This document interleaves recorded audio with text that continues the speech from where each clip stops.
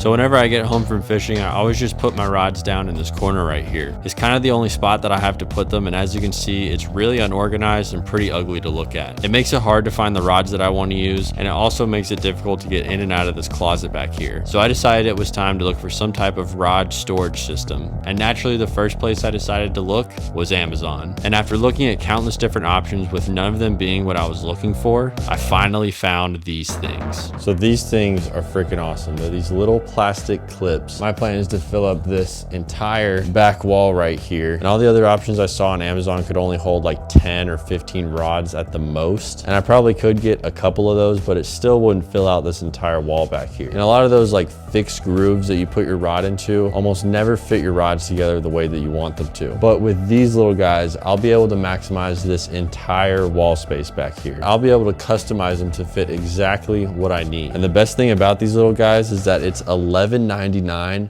for a 40 pack. Now these things have 2 screw holes in it, and if I were to put up all 40 of these, which I don't think I'm going to, but if I were, it'd be 80 holes in the wall, and I don't want that. So I went up to the hardware store and I picked up a piece of white trim, figured that would look better than just a plain piece of wood. And I also grabbed a pack of little screws just because these do not come with their own screws. And so my plan is to only have to put 2 or 3 screws to hold up the trim onto the wall, and then I can screw these directly into the trim so that I don't add extra damage to the wall. I'm gonna go ahead and take this trim, get it lined up, and then we go all the way to the other side of the wall just like that, and we'll just go ahead and mark that. All right, so we're just gonna take this square right here, make a little mark right there, turn it like that, line it up again, make another mark like that.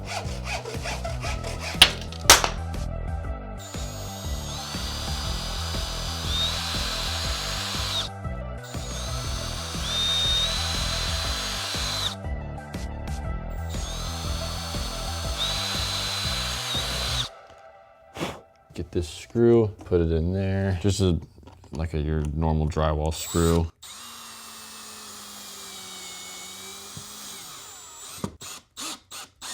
Take this level. We'll just go ahead and do the middle.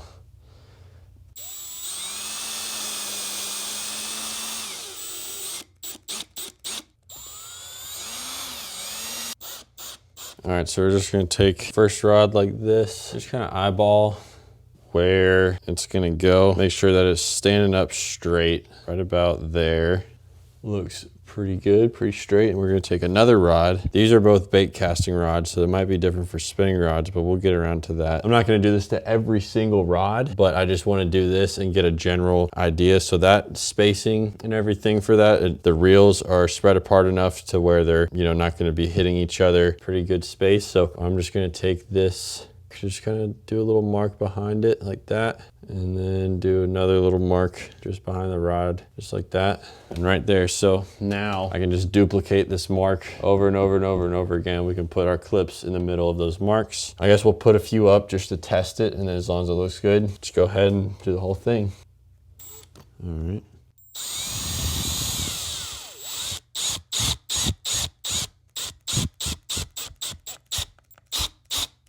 All right, that looks pretty good to me. And we're just gonna put 1 screw in. There are 2 screw holes, but honestly, I think just 1 is probably gonna be fine. We'll start off with just 1 while we're doing this little test.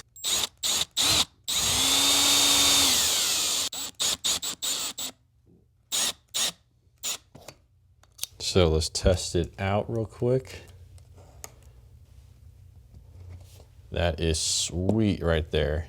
That looks so sick. Now imagine that just across the whole thing. I might be able to go a little bit closer. I don't know. I don't want it to be too close to each other, but I also don't want it to be too far away and be wasting space. I might be able to get them a little bit closer. All right, so I've put 3 in so far. I want to try to get them as close as I can, but also give them enough room to, be able to take them in and out and stuff. And so I think I've got it perfectly down to where it's 2.5 inches between each clip. I thought it was going to be like 3, and then I kind of played with it and kind of smushed it in some, and it seems to be working pretty well. I think it'll work. I want to try to get as many rods on the wall as I can. So we're going to go with 2.5 inches in between all the clips with just like regular bait casting setups. Then I also have like big swim bait setups with a bigger reel, bigger rod and stuff. So I might have to play with those, but my plan is to have these bigger ones at the back of the wall, like towards back here. But I've played around with different rods and reels in these spots, in these 3 spots, and they seem to all fit together pretty well. So I'm just going to keep going 2.5 inches down and just see how far I can go. I'll probably stop about right here, see how many I have, and then play around and see how much spacing I need with the big swim bait rod. So